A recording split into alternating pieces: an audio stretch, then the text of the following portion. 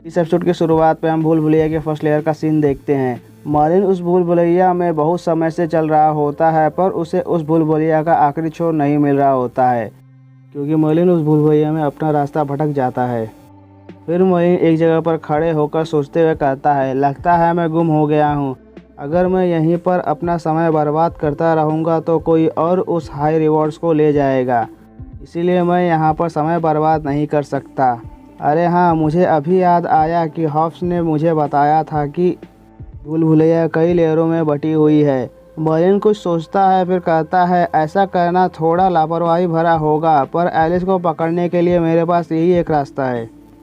इतना कहते ही मर्लिन अपने हाथों को स्ट्रेच करने लगता है। अपने हाथों को स्ट्रेच करने के बाद मर्लिन अपनी तलवार को निकालता है और ज़मीन पर अटैक कर देता है। मर्लिन के अटैक की वजह से नीचे वाले फ्लोर पर जितने भी कंकाल होते हैं वो सभी पत्थरों के नीचे दब जाते हैं। मर्लिन के अटैक की वजह से वहाँ पर बहुत धूल मिट्टी उड़ रही होती है। उस धूल मिट्टी के साफ़ होने के बाद हम देखते हैं कि मर्लिन के अटैक की वजह से ज़मीन पर एक बहुत बड़ा छेद बन जाता है। उस छेद को देखते हुए मर्लिन कहता है, ये रहा एलिस के पास पहुँचने का सबसे तेज़ रास्ता। वहीं दूसरी तरफ भूल भुलैया के दूसरे लेयर में सिसिल और उन कंकालों के बीच लड़ाई छिड़ी होती है। अभी सिसिलिया एक स्पेल कास्ट करती है कि वो होली लाइट, यहाँ पर जितने भी इविल क्रीचर है उन्हें ख़त्म कर दो। इतना कहते ही सिसिलिया के हाथ में जो छड़ी होती है उससे होली लाइट निकलती है और वहाँ पर उसके सामने खड़े सारे कंकालों को ख़त्म कर देती है। सिसिलिया के अटैक करने के बाद काइल भी अपने सैनिकों को उन कंकालों पर अटैक करने का आदेश देता है। काइल उन कंकालों से लड़ते हुए कहता है, लगता है कि हम लोग खो गए हैं। काइल की बात सुनने के बाद सिसिलिया मन ही मन सोचती है कि उस लालची इंसान ने हमें यहाँ के मॉन्स्टर की ताकत के बारे में विस्तार से क्यों नहीं बताया। अगर ऐसा ही चलता रहा तो हम में से एक भी इंसान नहीं बच पाएगा। इतना मुश्किल क्यों है, मैं तो बस अपने पिता का अप्रूवल ही पाना चाहती थी।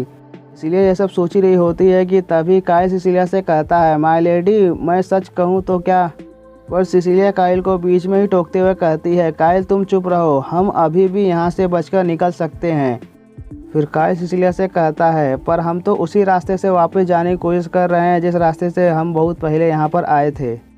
काइल की बात सुनने के बाद सिसिलिया काइल से कहती है, मुझ पर विश्वास करो, एक बार अगर हमें इस भूल भुलैया की बनावट समझ में आ गई तो हम यहाँ से बचकर निकल सकते हैं। इतना कहते ही सिसिलिया मन ही मन सोचने लगती है, भले ही होली लाइट से ये जितने भी डार्क क्रीचर है वो जलकर ख़त्म हो जाते हैं, पर लगातार लाइट मैजिक इस्तेमाल करने के कारण मेरे पास जितना भी माना बचा हुआ था वो जल्दी ख़त्म हो जाएगा।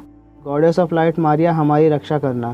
सिसिलिया ये सब सोच ही रही होती है कि तभी एक कंकाल सिसिलिया के नीचे से निकलता है और सिसिलिया को गिरा देता है, जिस वजह से सिसिलिया के हाथ में जो जादुई छड़ी होती है वो दूर जाकर गिर जाती है। सिसिलिया की जादुई छड़ी उसके हाथ से गिरने की वजह से सिसिलिया ने जो वहाँ पर लाइट प्रोटेक्शन मैजिक कास्ट किया होता है वो भी ख़त्म हो जाता है। उस सोल्जर के इतना कहते ही सिसिलिया अपने सामने उस कंकाल को देखकर डर जाती है और वो डरते हुए चिल्लाकर उस कंकाल से कहती है, मेरे पास मत आओ, कोई तो मुझे बचाओ।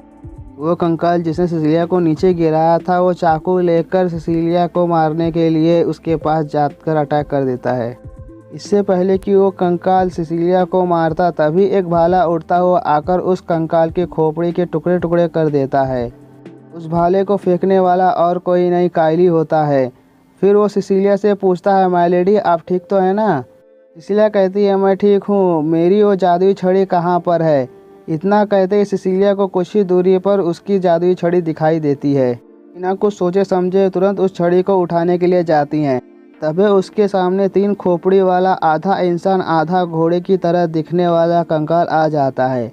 उस 3 खोपड़ी वाले कंकाल को देखकर सिसिलिया बहुत डर जाती है। सिसिलिया उस कंकाल को देखकर इतना डर गई होती है कि वो हिल भी नहीं पा रही होती है। तभी वो कंकाल सिसिलिया पर अटैक कर देता है। इससे पहले कि उस 3 खोपड़ी वाले कंकाल की तलवार सिसिलिया को लगती तभी काइल बीच में आकर उस कंकाल के अटैक को अपने भाले से रोक देता है।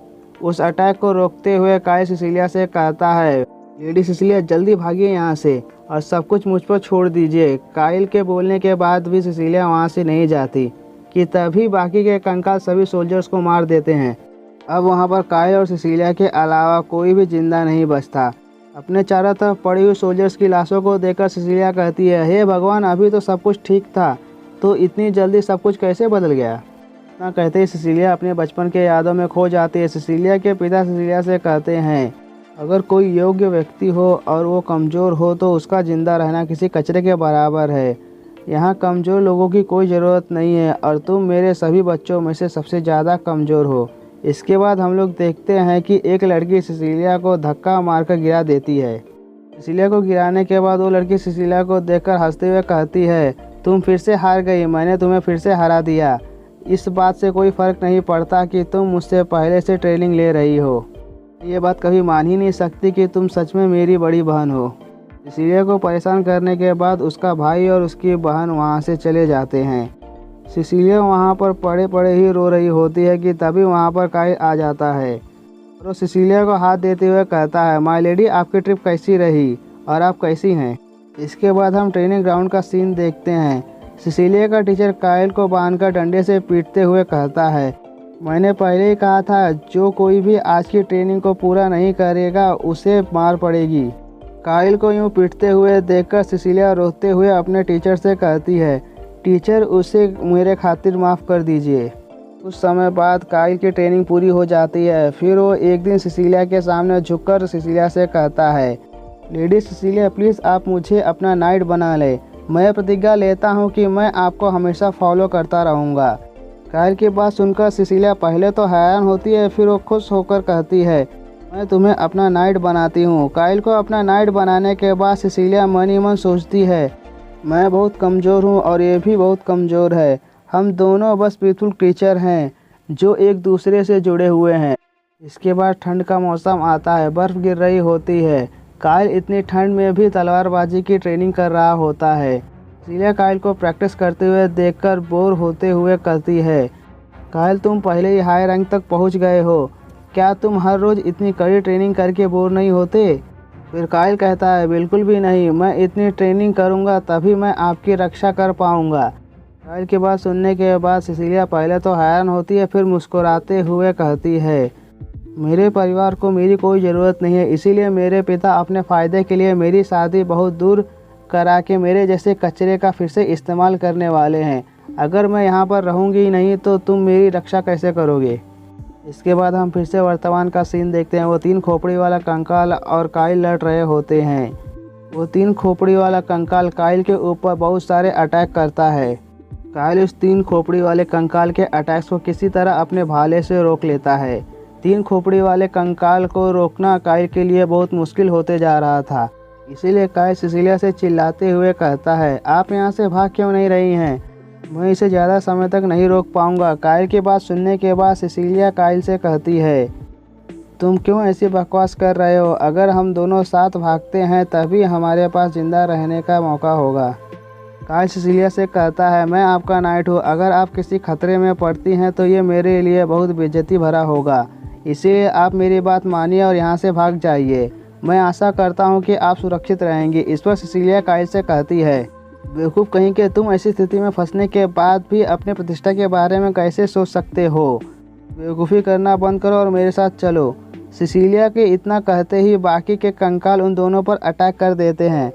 उन कंकालों को अपने ऊपर अटैक करते हुए देखकर काइल उन कंकालों में से कुछ कंकालों को मार देता है। उन कंकालों को मारने के बाद सिसिलिया के आगे खड़ा होकर वो सिसिलिया से कहता है, आपके लिए आखिरी सांस तक लड़ना मेरे लिए गर्व की बात है। काइल के इतना कहते ही वो 3 खोपड़ी वाला कंकाल काइल को मारने के लिए आगे बढ़ने लगता है। उस 3 खोपड़ी वाले कंकाल को अपनी तरफ आते हुए देखकर काइल अपनी पूरी ताकत को एक्टिवेट करता है और उस कंकाल की बीच वाली खोपड़ी पर अपने भाले से कुछ ही सेकंड में 50 से भी ज़्यादा अटैक कर देता है। उस अटैक की वजह से उस कंकाल की बीच वाली खोपड़ी नष्ट हो जाती है। काइल उस कंकाल की बीच वाली खोपड़ी पर इसीलिए अटैक कर रहा होता है क्योंकि उस कंकाल का कोर उसकी बीच वाली खोपड़ी में ही होता है। उस कंकाल की बीच वाली खोपड़ी नष्ट करने के बाद भी काइल उस कंकाल के कोर को खत्म नहीं कर पाता, जिस वजह से वो कोर कंकाल की दूसरी खोपड़ी में चला जाता है। उस कोर की दूसरी खोपड़ी में जाते ही उस कंकाल के हाथ में जितनी भी 6 की 6 तलवारें होती है वो काइल के सीने के आर पार कर देता है। ये देखकर सिसिलिया डर के मारे काइल का नाम जोर से चिल्लाती हैं और ये एपिसोड यहीं पर ख़त्म हो जाता है। अगर आप लोगों को हमारा वीडियो पसंद आया तो हमारे वीडियो को लाइक कीजिए और हमारे चैनल को सब्सक्राइब कीजिए। Thank you for watching.